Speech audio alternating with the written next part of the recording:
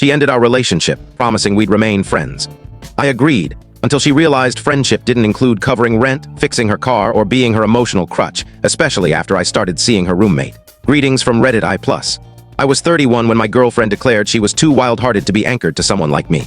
Her name was Tara, and for 2 years, she'd been both my partner and, frankly, my responsibility. She called herself a creative, though her career amounted to part-time shifts at a cafe, sketching in notebooks, and talking about the book she'd one day write. Her circle worshipped her persona.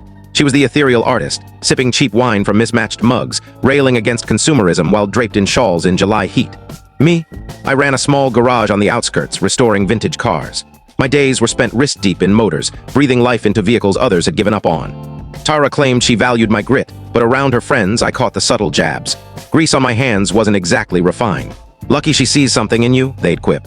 She'd brush it off as humor, but I slowly pieced together her true view. To her, I was security. Rent for our overpriced loft near the artsy district. I covered 80%. Groceries, utilities, furniture, that was me too. She chipped in for streaming services and maybe a sliver of the Wi-Fi bill.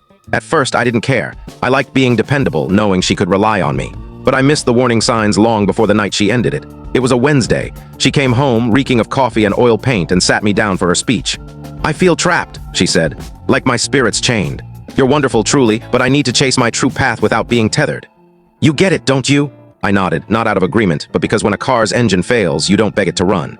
You call it a loss and move forward. Then, as if scripted, she placed a hand on my arm and smiled sweetly. "But we'll stay close, right? Friends forever." Friends. Meaning she still expected me to fix her rattling sedan for free, cover rent when the first came around, and listen patiently to her existential rants. It hit me then, she wasn't dumping a partner, she was reassigning a resource. So I mirrored her smile, slow and steady.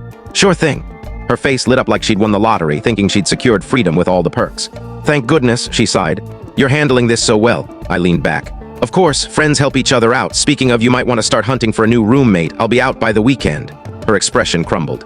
"What? You can't mean that. Completely serious." "But where will I go? How will I afford this place alone?" I shrugged. "You're clever, Tara. An artist like you will sort it out. Friends root for each other, right?" She trailed me as I packed, her voice cycling from shock to desperation to negotiation. "You can't just leave me like this. The lease has both our names." "True," I said. "I'll cover my half through the month. That gives you 3 weeks to find someone new. Or," I turned to her, "we can break the lease. That's a $2,000 fee, $1,000 each." Her face paled. She didn't have $1,000, barely had $50. For once, she saw me not as a fallback, but as someone walking away. And walk away I did. Packed my gear, loaded my truck, and in 5 days I was gone. That's when reality started sinking in for her. A week later, a late-night text, "Tara, power's out. Please come fix it," I called. For the full story, click the link below and watch it on our channel. And don't forget to subscribe, like, and share.